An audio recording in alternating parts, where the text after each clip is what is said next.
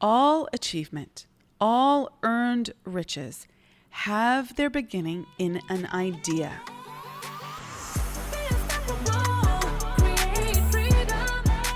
Thank you so much for joining us and for being a part of the Unstoppable Woman movement. This special series is a part of our Morning Mindset Club and comes to you here on the podcast every Saturday morning.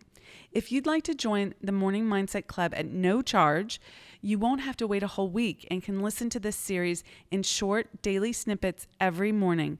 Without further ado, we will be diving into the preface of Think and Grow Rich. So let's get started with that. Okay, so the preface of Think and Grow Rich is primarily laying out the origin of this work and validating the effectiveness of this methodology to grow rich. Yes, rich financially, without a doubt. It's very clear that this is about financial wealth, money, gold coins, whatever you want to see in your mind's eye, the digits in your bank account. It's about financial wealth, but it's also about riches in whatever area of your life you want to grow in. And Napoleon Hill is very clear about this, that this can be about riches to do with your relationships, to do with your health, to do with your fitness, anything that you want. It's actually a text about how to actualize your goals, which is exactly what I teach my clients how to do, how to fast track that. Studying this text is such a key piece in really understanding the creative process. Some people call it manifestation. Some people call it actualizing your goals. Some people call it the creative process. Whatever you want to call it, you have to learn this if you want to, achieve what you want to achieve, have the results that you want to have. So let's look at what this book is what he's saying in the preface. So the first thing that I want to say here is that this book was published in 1937 and it originated in 1908, and Napoleon Hill spent from 1908 to 1928 researching and writing this book. So the origin of this book comes from, and he tells this story just slightly in this preface, but in other interviews with him, he's shared this in more detail, and it's fascinating. He was a journalist, and he had a interview with Andrew Carnegie, the giant steel magnate, and the wealthiest man of his day and age at that time. And he was interviewing Carnegie, and Carnegie shared the secret that Hill references in this book, and he says that he references it no less than 100 times in this book. And I think that's true. It's probably many more times than that. Once you gain this secret, you will be like, oh my God, it's on every single page and every single friggin' paragraph. It's right there in front of my face. Now, I'm not going to tell you what that secret is because I think it's really powerful to read it and think, what is the secret? What is the formula? Okay? And because when it clicks in for you, and it might take just a few pages, it might take you until the end of the book. When I first read this book, I did not know what the secret was. I got to the end, and I will tell you, I did not know what the secret was. I was like, what the friggity frick? I didn't actually get to the end that first reading through. I think I stopped, not quite like in the last chapter, but I didn't quite get to the very, very end. And it took me reading it a second time all the way to the end when it finally dropped in for me. So don't feel bad if it takes you a long time, but once it drops in for you, it will be amazing to you. It will feel like you've earned it in a way, okay? And it can never be taken away from you once you get it. So anyways, he's having this interview with Carnegie, and Carnegie discusses this magic formula, this secret formula with him. And then he says to Hill, I'd like you to take on the initiative of spending the next 20 years interviewing the wealthiest men of our day and age, and identifying what their process is, that like how they've used this secret formula. And what's interesting is that Carnegie, under the table, started to count to 60 seconds.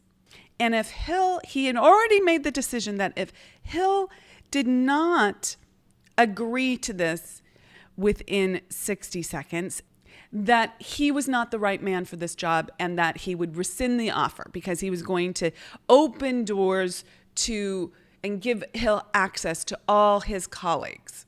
Okay, write letters of introduction and introduce him to this world that Hill was not a part of.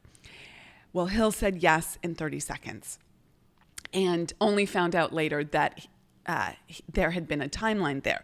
But this is an important piece for everyone to take away because decision and quick decisions are part of what brings people success. Now, Hill did not know necessarily consciously at that time that quick decisions were part of the key to success, but Carnegie did for sure.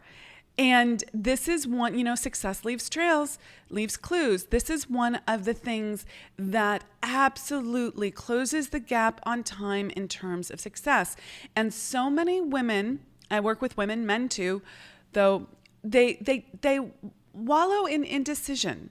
They go back and forth in terms of what they want to do. They don't make decisions. And not making decisions is a type of indecision.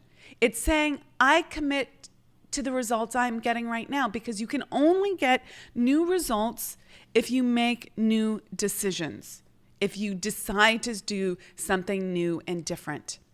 And what happened for Hill was that he didn't get riches very quickly in those first 20 years from this book. But subsequently, when the book was published, it sold millions and millions and millions and millions of copies all around the world. Tremendous success. Okay? So now many people get faster success than that, but he made a commitment to Carnegie to study this for 20 years. So let's go into some of the things that he actually says in this book. So one of the things that he talks about is that there is a difference between, I want to find the actual quote. Give me just one moment. Okay. He says here that Carnegie said he was convinced that which is taught in the schools is of no value whatsoever in connection with the business of earning a living or accumulating riches. He arrived at this decision because he had taken into his business one young man after another, many of them with little schooling, and by coaching them in the use of this formula, developed in them rare leadership. Moreover, his coaching made fortunes for every one of them who followed his instructions. So there's a few things that I want to pull out here. I believe in schooling. I believe in study. I believe that I learned a tremendous amount from getting well educated. Now, that schooling, much of it did not, well, almost all of it did not help me in how to build my business. What it did teach me was how to follow instructions, how to do things thoroughly, how to understand what was required, what other people required for me to get an A on a test. It taught me effort. It taught me hard work, work ethic, things like that. But it didn't teach me how to succeed in business. And this is what Carnegie is saying here. So we don't want to say that school wasn't worth anything, but it wasn't actually teaching us our creative process, how to achieve success, how to achieve the results that we want. And he also says that his coaching made fortunes for every one of them who followed his instructions. And Hill has italicized that section. So what do you make of that? Coaching versus school. Coaching says it does something different than school. It's not rote. It's application. It's one-on-one mentorship that helps you get to the next level. And as part of that, those people who receive the coaching have to follow the instructions. Now, this is super critical, and it's one of those things that kind of scared the bejeebers out of me in the beginning, because my mentor said that, now I've had lots of mentors, but the mentor who helped me have my major breakthrough said, if you do what I tell you, you will have success. You have to do everything I tell you to do. And I made a commitment to do that. It scared me. I didn't know what he was going to tell me to do. I had to agree to that in advance. And his mentor told him that too. If you don't do what I tell you, I will fire you as a client and you still owe me the money. That's our agreement. That's critical to getting success, because doing life, doing goal achievement the way you've always done it, from your level of awareness, from your belief system, does not work. Does not get you the results that you want. Doing it your way doesn't work. You have to take that leap of faith and do it and follow the instructions of someone who's done it before and has a different level of awareness and belief. Now, this might trigger some of you because you want to know it all already. I was one of those people. I thought I had all my stuff together. Okay? I thought I had it all worked out, except my results were showing me exactly where I was at, and they weren't where I wanted to be. So I decided I'm going to do what Carnegie just said here. Follow his instructions. Okay? So keep that in mind when you want to resist doing something that is outlined in this book. Okay, let's move on to the next section here.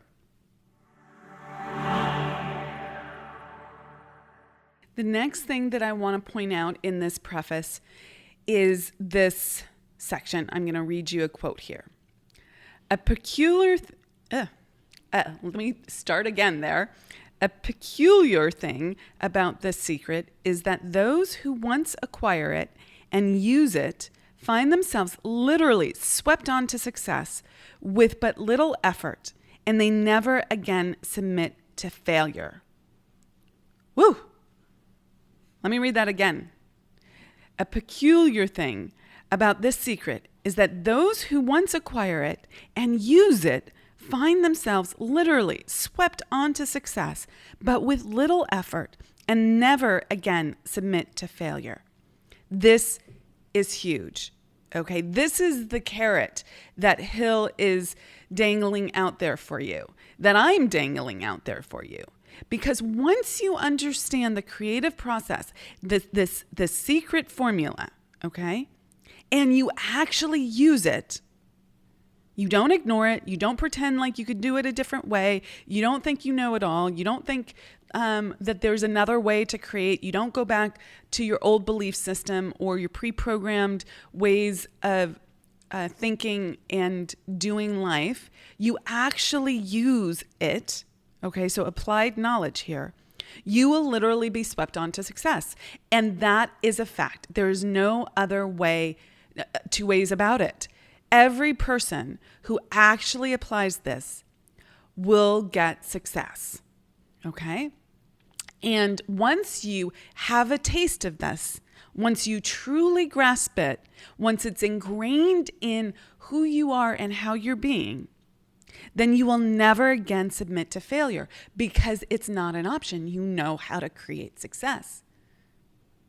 Regardless of outside circumstances, regardless of challenges, regardless of what's coming your way, you know how to create success. So there is zero doubt for you, and you don't submit to failure. It's just not an option. It's not part of your worldview anymore. So that is huge. Okay, next place that I want to read from. There is no such thing as something for nothing. The secret to which I refer cannot be had without a price. Although the price is far less than its value, it cannot be had at any price by those who are not intentionally searching for it. It cannot be given away. It cannot be purchased for money, for the reason that it comes in two parts. One part is already in possession of those who are ready for it. Let's pause there. Oh, I get shivers just reading this. I'm going to read it to you again and then break it down because it's so important. There is no such thing as something for nothing. The secret to which I refer cannot be had without a price. Although the price is far less than its value, it cannot be had at any price by those who are not intentionally searching for it. It cannot be given away. It cannot be purchased for money, for the reason that it comes in two parts. One part is already in possession of those who are ready for it. Whew, chills. Okay, let's break it down. There's no such thing as something for nothing. This is a truth. This is an absolute truth, okay? In order to receive, you must give. It's an endless cycle, okay?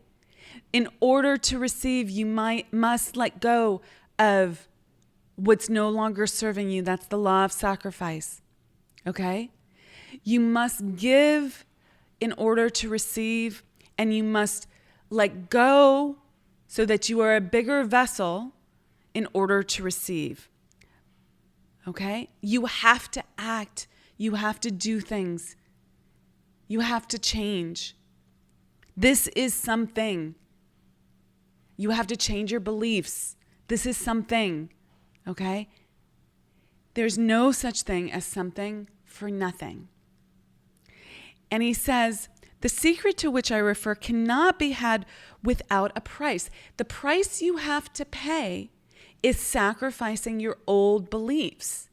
The price you have to pay is showing up at a different level. The price you have to pay is making different decisions. The price you have to pay is study every morning. The price you have to pay is taking the leap before you know, based on outside circumstances, that it's going to play out. The price you have to pay is belief in yourself, is faith in yourself, is trust in yourself, trust in the process. The price you have to pay is action. And yes, sometimes those are long nights and effort. The price you have to pay is changing your attitude about that and seeing it as something you want and crave rather than a grind and something that makes you feel limited, and so much more, okay? So although the price is far less than its value, so he is saying all of these things that you have to do, give, sacrifice, all of that you must pay is so much less than its value. What you will get in return is exponentially more than anything that you have to sacrifice or give. I talk about exponential growth. I talk about quantum leaping your income. I talk about exponential wealth. All of this is what he's referring to here.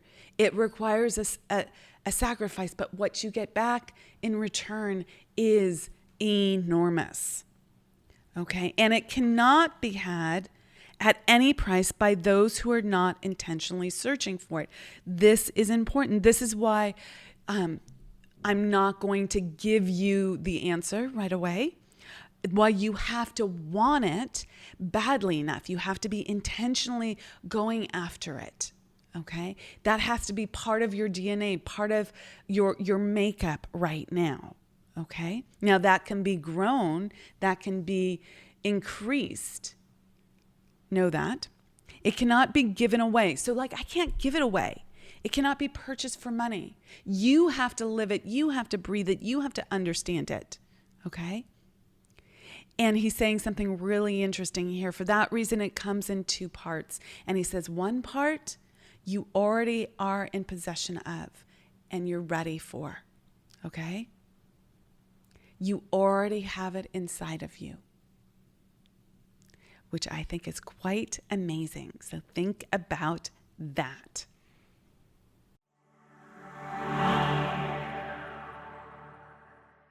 Okay, to close out our discussion of the preface, I want to end with another couple of paragraphs here. Hill says, remember too, as you go through the book, that it deals with facts and not with fiction. Its purpose being to convey a great universal truth through which all who are ready may learn not only what to do, but how to do it, and receive as well the needed stimulus to make a start. So he's saying here, this is facts. He lays out so many stories in this book. So I'm not going to read the book word for word for you, but I encourage you to read a section of it every day. Follow along with me with each section. Read a few pages and really study the stories, because these are facts. They're not fiction. Okay? And he says, the purpose being to convey a great universal truth. This means that it's obviously universally true. This means that it's not true for you, but true for other people, or only true for the lucky few, or the blessed few, or the few that had great schooling, or the few that were born into rich families, or were in a great upbringing and had a great childhood, or had no misfortune in their lives. No, this is a universal truth. It means that it's true for everyone. The tall, the short, the women, the men, the rich, the poor, the educated, the uneducated. Everyone. Okay? It's a universal truth through which all who are ready may learn. You must be ready.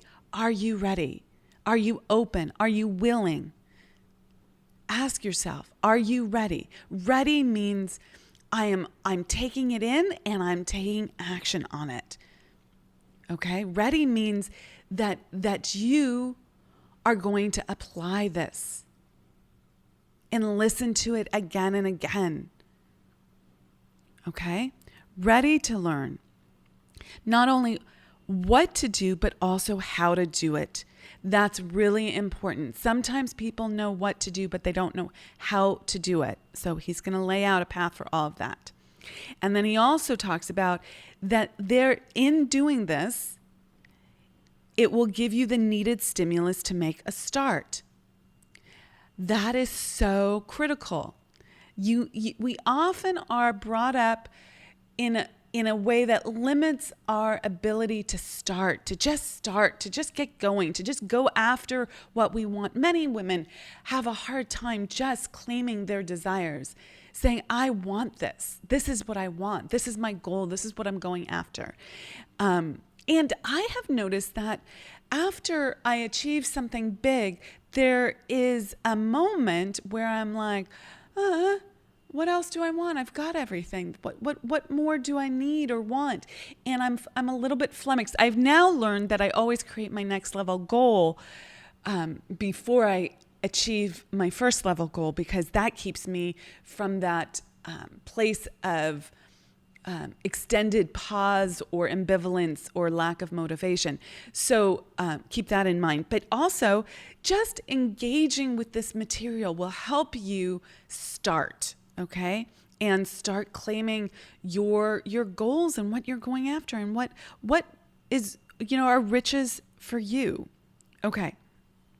He then goes on to say, as a final word of preparation, before you begin the first chapter, may I offer one brief suggestion which may provide a clue by which the Carnegie Secret may be recognized. It is this. All achievement, all earned riches have their beginning in an idea. If you are ready for the secret, you already possess one half of it. Therefore, you will readily recognize the other half the moment it reaches your mind. So with that, we conclude the preface and we'll be diving into the introduction. Chapter 1 of Think and Grow Rich. This is the introduction to the whole book. And this section that we're going to be covering today is entitled The Man Who Thought His Way into Partnership with Thomas A. Edison. So this is a story about a man named Barnes, and Edwin C. Barnes, who ended up, he was a quote unquote nobody, and ended up being in partnership with Edison, the greatest inventor of the early 20th century. Some people might argue with that, but one of the great inventors of the early 20th century. So let's dive in. The chapter starts with this: truly, thoughts are things, and powerful things at that, when they are mixed with definiteness of purpose, persistence, and a burning desire for their translation into riches and other material objects. Okay, many of you have heard that expression before. Thoughts are things. And it's true when they are mixed with definiteness of purpose, persistence, and a burning desire for their translation into riches and other material things. We have many thoughts that are not things, that don't convert into things. But we have many thoughts that we unconsciously keep in our minds with definiteness of purpose, persistence, and a burning desire, negative desire perhaps, and they become things, they become objects.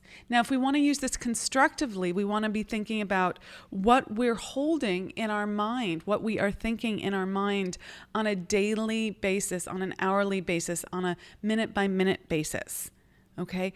Are you aware of the thoughts that you are repetitively thinking over and over again? And are they aligned with your purpose, what you desire?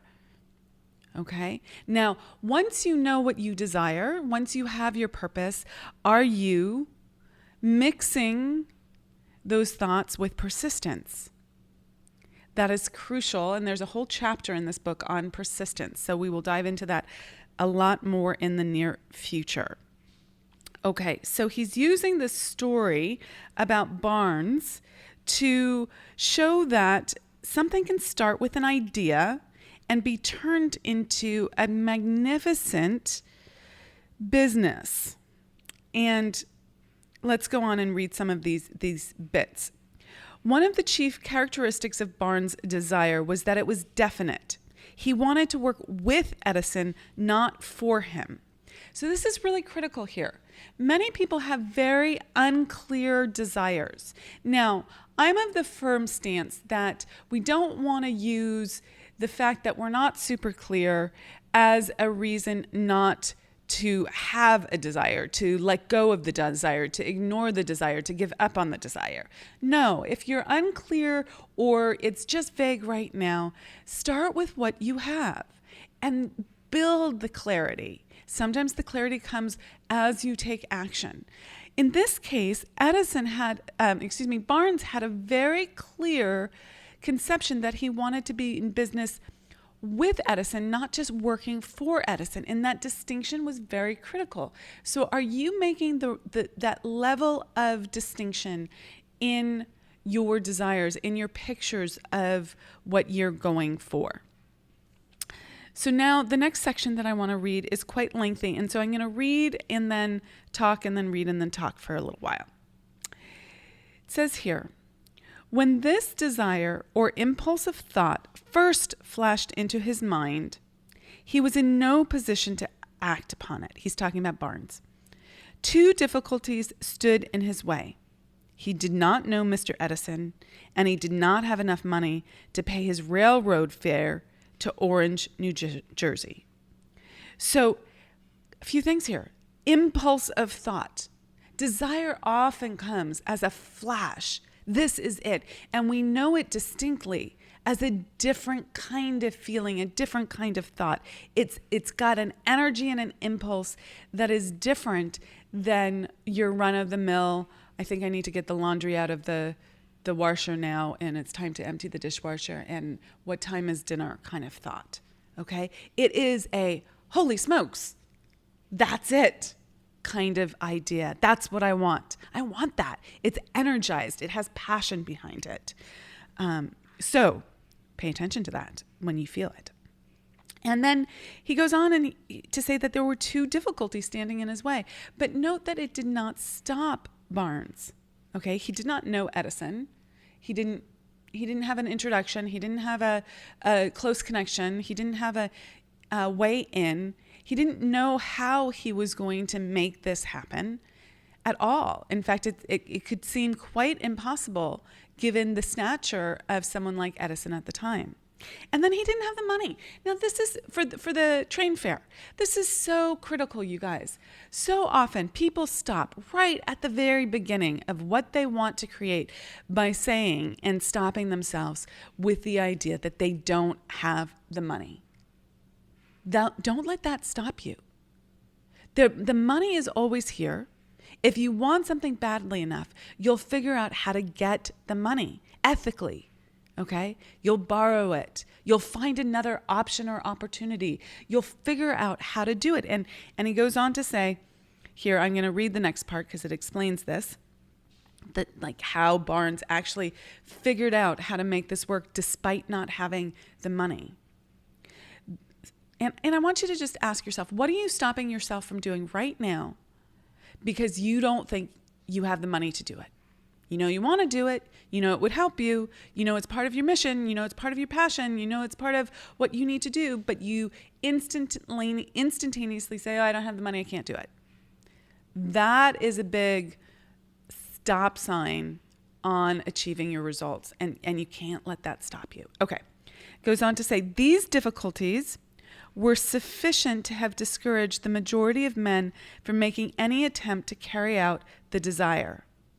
But this was no ordinary desire. He was so determined to find a way to carry out his desire that he finally decided to travel by blind baggage rather than be defeated. To the uninitiated, this means that he went to East Orange on a freight train. He wasn't too proud. He was going to make it work no matter what.